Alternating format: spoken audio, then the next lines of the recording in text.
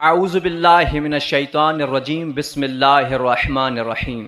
السلام علیکم ورحمۃ اللہ وبرکاتہ۔ امید کرتا ہوں کہ تمام احباب خیر و عافیت سے ہوں گے۔ خدا آپ سب کو سلامت رکھے۔ جیسا کہ معصومین کا فرمان ہے کہ عورتوں کو عموماً ہر مہینے حیض آتا رہتا ہے۔ اب ہم اس ویڈیو میں بیان کریں گے کہ عورتوں کو حیض کیوں آتا ہے، حیض آنے کی علت کیا ہے۔ یہ بیان کرنے سے پہلے اگر آپ ہمارے چینل پر نیو ہیں تو ہمارے چینل کو ضرور سبسکرائب کر دیں تاکہ اس طرح کی مزید خوبصورت ویڈیوز آپ کو ملتی رہیں۔ جزاک اللہ۔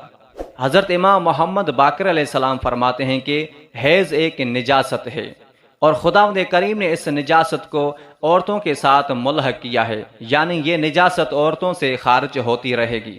اس کے بعد مزید امام علیہ السلام فرماتے ہیں کہ حضرت نوح علیہ السلام کے زمانے میں عورتوں کو سال میں ایک مرتبہ حیض آتا تھا، تو ان عورتوں نے اس بات کا فائدہ اٹھایا اور خود کو سنوارا سجایا، اچھے اچھے کپڑے پہنے، اچھے اچھے زیورات پہنے اور ایسے ایسے گھنونے کپڑے پہنے کہ مرد حضرات ان کو دیکھ کر مائل ہو جائیں۔ اس کے بعد وہ عورتیں مختلف شہروں میں چلی گئیں۔ امام علیہ السلام فرماتے ہیں کہ ان عورتوں کی تعداد 700 تھی۔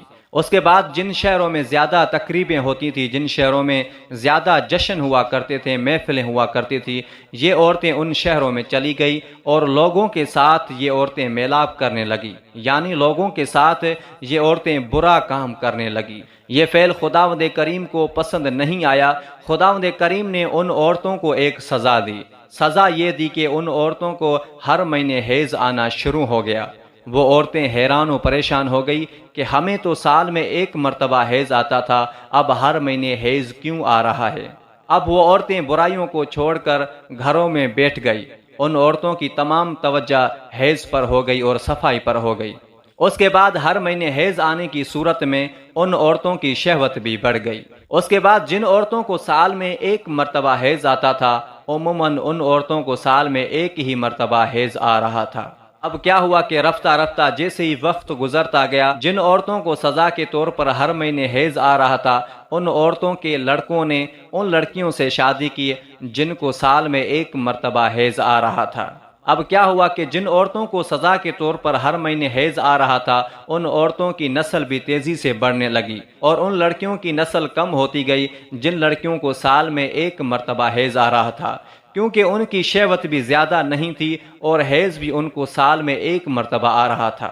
اس کے بعد جب دونوں نسلوں کا خون مل گیا تو آہستہ آہستہ تمام لڑکیوں کو ہر مہینے حیض آنا شروع ہو گیا۔ تو دوستو آج بھی سلسلہ چلتا آ رہا ہے کہ تمام عورتوں کو ہر مہینے حیض آتا ہے۔ کوئی بھی عورت کسی بھی مذہب سے تعلق رکھتی ہو، اس عورت کو عموماً ہر مہینے حیض آتا ہے۔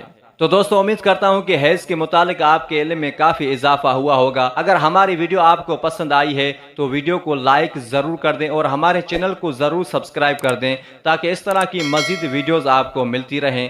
جزاک اللہ۔ اگلی ویڈیو کے لیے بہت ساری دعاؤں میں یاد رکھیے گا۔ والسلام علیکم ورحمۃ اللہ وبرکاتہ۔